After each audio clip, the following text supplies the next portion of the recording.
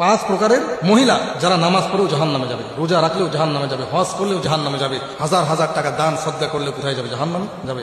আশ্চর্য কথা, এতগুলো ভালো কাজ করার পরে একটা মেয়ে, একটা মা, একটা বোন, একটা স্ত্রী কেন জাহান্নামে? আমাদেরকে জেনে রাখার দরকার যে পাঁচ প্রকারের মহিলা নামাজ পড়েও, হজ করেও, জাকাত দিয়েও, দান সদ্গা করেও, ভালো কাজ করেও, এমনকি তাহাজ্জুদ নামাজ পড়েও ওই মহিলা জাহান্নামে যাবে যদি মহিলার মধ্যে পাঁচটা বদ অভ্যাস থাকে। এটা বদ অভ্যাস, পাঁচটি বদ অভ্যাস যদি মহিলার মধ্যে থাকে, যত নেক আমল করুক না কেন মহিলা কোথায় যাবে? জাহান্নামে যাবে।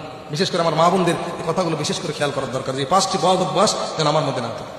মুসলিম শরীফের বর্ণনা, আল্লাহর নবী যে সাহাবায়ে কেরামকে লক্ষ্য করে বললেন, ও সাহাবীরা, দুনিয়ার ভিতরে পাঁচ প্রকারের মহিলা এমন হবে, পাঁচটি বদ অভ্যাস যদি তাদের মধ্যে থেকে থাকে অবশ্যই তারা জাহান্নামে যাবে, আল্লাহ তাদের উপরে নারাজ হয়ে যাবে। সাহাবায়ে কেরাম জিজ্ঞাসা করলেন, ইয়া রাসূলুল্লাহ, ইয়া হাবিবাল্লাহ, নবী আমার, কি এমন পাঁচটি বদ অভ্যাস যেই পাঁচটি বদ অভ্যাস থাকলে নামাজ পড়েও সব নেক আমল করেও জাহান্নামে যাওয়া লাগবে?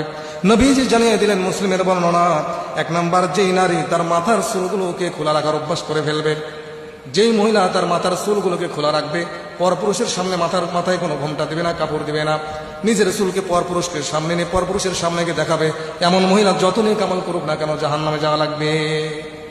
পরপুরুষকে, এমনকি নিজের বাবার সামনেও যুবতী নিয়ে সব সময় মাথা খোলা রেখে বা বেপরদা হয়ে নিজের বাবার সামনেও সব সময় চলাফেরা করা জায়েজ হবে না, পরপুরুষ তো দূরের কথা। এই জন্য এক নম্বর, যেটা পাঁচটির মধ্যে এক নম্বর হলো যে চুল খোলা রেখে, মাথা খোলা রেখে, মাথায় ঘুমটা না দিয়ে যেই মা, যেই বোন বাহিরে চলাফেরা করবে বা পরপুরুষকে চুল দেখাবে, এরকম ভাবে বেপরদা ভাবে চলাফেরা করবে, এই মহিলার কোনো ইবাদত আল্লাহ তাআলার কাছে গ্রহণযোগ্য হবে না। দুই নম্বরে নবীজি বলছেন, যেই নারী তার স্বামীকে দেখলে মন খারাপ করবে, স্বামী ঘরে আসলে মনটা বেজার হয়ে যাবে, স্বামীকে কোনো মূল্যায়ন করবে না, স্বামীকে কোনো দাম দেবে না, স্বামীর বদনাম করবে, স্বামীর উপার্জনে খুশি হবে না, স্বামীর প্রশংসা করবে না, স্বামীকে তার পছন্দ হবে না, স্বামীকে ভালো লাগবে না, যার কারণে স্বামীর সঙ্গে খারাপ ব্যবহার করবে, স্বামীর সঙ্গে তৈতকারী কথা বলবে, স্বামীর সঙ্গে ঝগড়া করবে, ওই স্বামী যদি তার ব্যবহারে নারাজ হয়ে যায়, ওই মহিলার কোনো ইবাদত কবুল হবে না। তিন নম্বরে নবীজি বললেন, যেই নারী তার স্বামীর সাথে মিথ্যা কথা বলবে, স্বামীর অজান্তে বাইরে চলে যাবে, স্বামীর অজান্তে অনেক কিছু করে ফেলবে, স্বামী যদি জিজ্ঞাসা করে তুমি কি বাইরে গিয়েছিলে, বলবে না, যাই নাই। স্বামীর অজান্তে মানুষের সঙ্গে কথা বলবে, অন্য মানুষের সঙ্গে কথা বলবে, পর পুরুষের সামনে সংস্পর্শে তারা গ্রহণ করবে, পর পুরুষের সামনে চলাফেরা করবে, স্বামী যদি জিজ্ঞাসা করবে মিথ্যা বলবে স্বামীর সামনে। এই তিন নম্বর গুণ স্বামীর সঙ্গে মিথ্যা বলার কারণে ওই মহিলা সব আমল করার পরও জাহান্নামে যাওয়া লাগবে।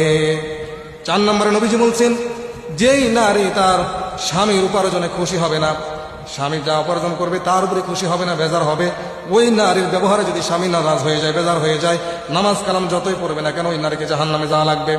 পাঁচ নম্বরে নবীজি বলেন, পাঁচ নম্বর, যেই নারী তার স্বামীকে কথায় কথায় সন্দেহ করবে, স্বামী কোথাও গেলে সন্দেহ করবে, স্বামী যদি একটু দেরিতে রাত্রে বাড়িতে আসে সন্দেহ করবে, স্বামী যদি মোবাইলে কথা বলে ওই স্ত্রী সন্দেহ করবে, স্বামীকে যেই মহিলা সন্দেহ করবে, এই সন্দেহ করার কারণে যদি ওই মহিলার উপরে স্বামীটা নারাজ হয়ে যায়, বেজার হয়ে যায়, নবীজি বলছেন ওই স্ত্রী যত আমল করবে না কেন অবশ্যই আল্লাহ তাকে জাহান্নামে দিবে।